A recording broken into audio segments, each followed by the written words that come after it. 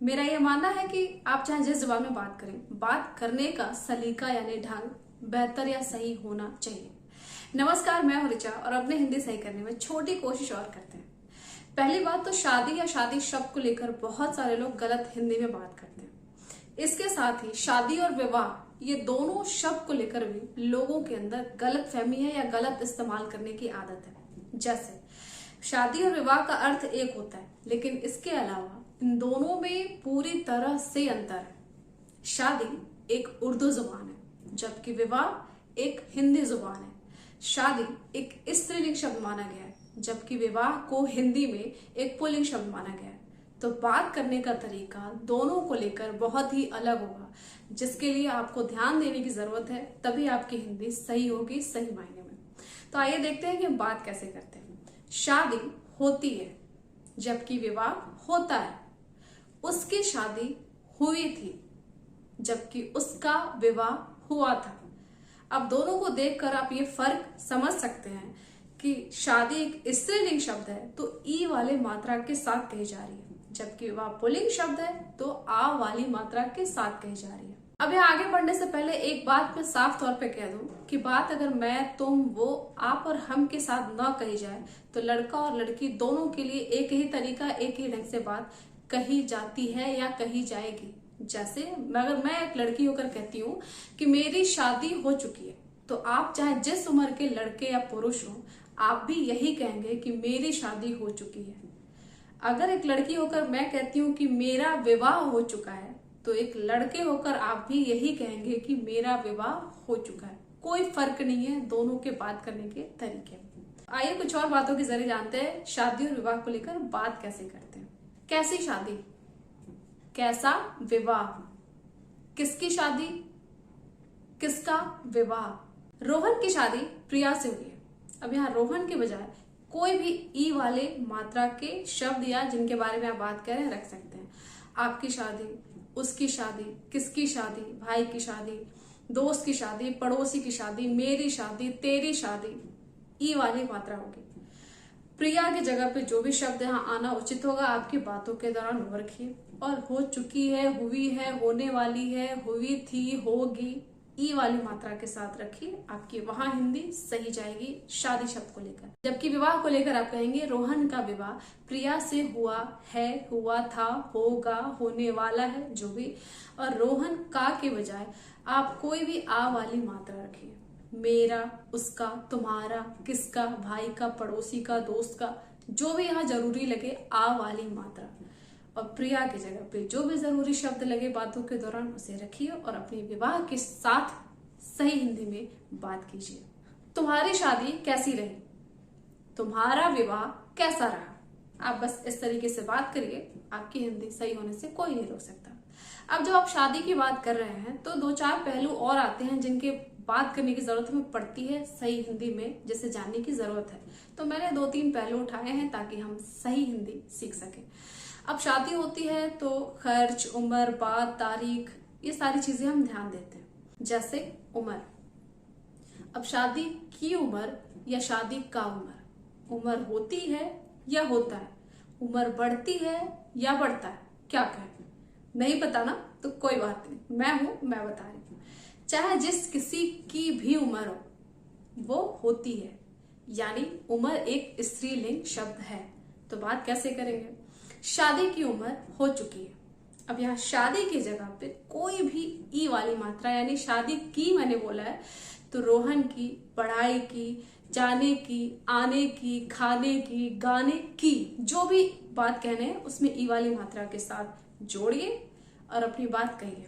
और ठीक ऐसे ही हो चुकी है के बजाय हो रही है, हो गई थी, होने वाली है, आपकी हिंदी वहां सही होगी। तुम्हारी उम्र क्या होगी, अब यहाँ तुम्हारी के बजाय आपकी उम्र क्या होगी, उसकी उम्र क्या होगी, तुम्हारे भाई की उम्र क्या होगी, ई वाली मात्रा रखिए। और होगी की बजाय हुई है, होने वाली है, ई वाली मात्रा जो आपकी बातों के दौरान बनते हैं रखिए और अपनी बात कहिए। आपके बच्चे की उम्र क्या होगी, छोटी उम्र नहीं है उसकी। अब रोहन की उम्र स्कूल जाने की हो गई है। उम्र जाती है तो जाए, मुझे पढ़ना है। अब शादी और उम्र की बात हो गई है तो कुछ खर्च भी होते हैं शादी में, उसे हम कैसे बात करते हैं। उसे देख लेते हैं। खर्च एक पुल्लिंग शब्द है, मतलब खर्च होता है, होती है नहीं कहेंगे। खर्च बढ़ता है, बढ़ती है नहीं कहेंगे। शादी का खर्च पहले से बढ़ गया। अब यहाँ पर शादी का के बजाय कोई भी आ वाली मात्रा रखिए जिसके बारे में आप बात कर रहे हैं। आने का, जाने का, घूमने का, पढ़ने का, मोबाइल खरीदने का खर्च बढ़ गया है, बढ़ गया था, बढ़ने वाला है, बढ़ चुका है, बढ़ा हुआ था, जो भी कहिए सारे तरीके सही है। घर का खर्च कैसे पूरा होगा?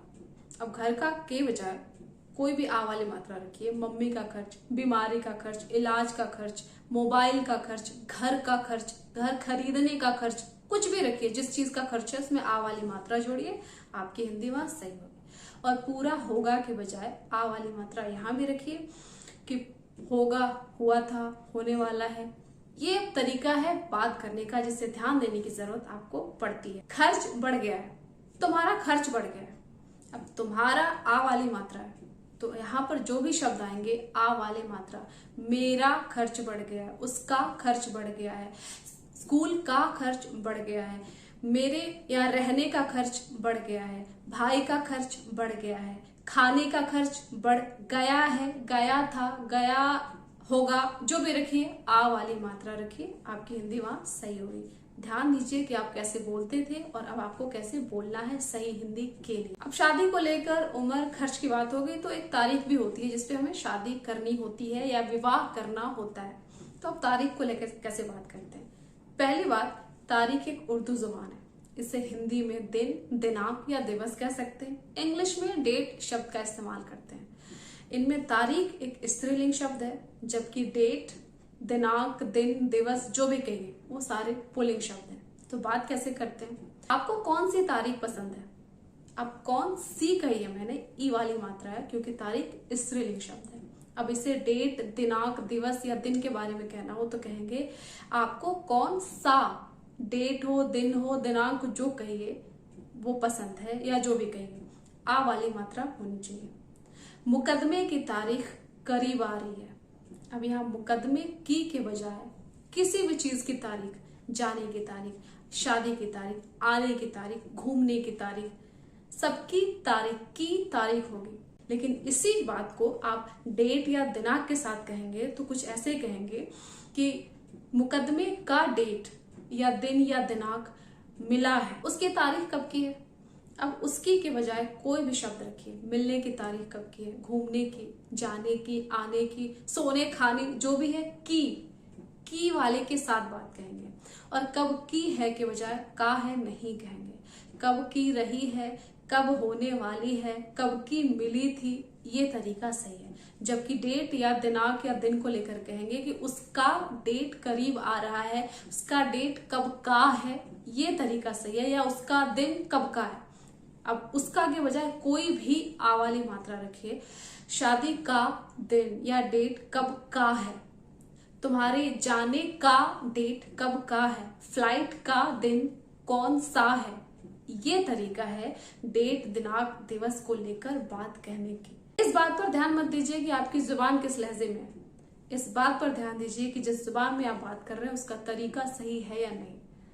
तभी आपकी वो जुबान या वो हिंदी या वो उर्दू सही जाएगी। आप जो भी बात करें सही तरीके से बात करें, आपके अंदर आत्मविश्वास यूं ही आएगा।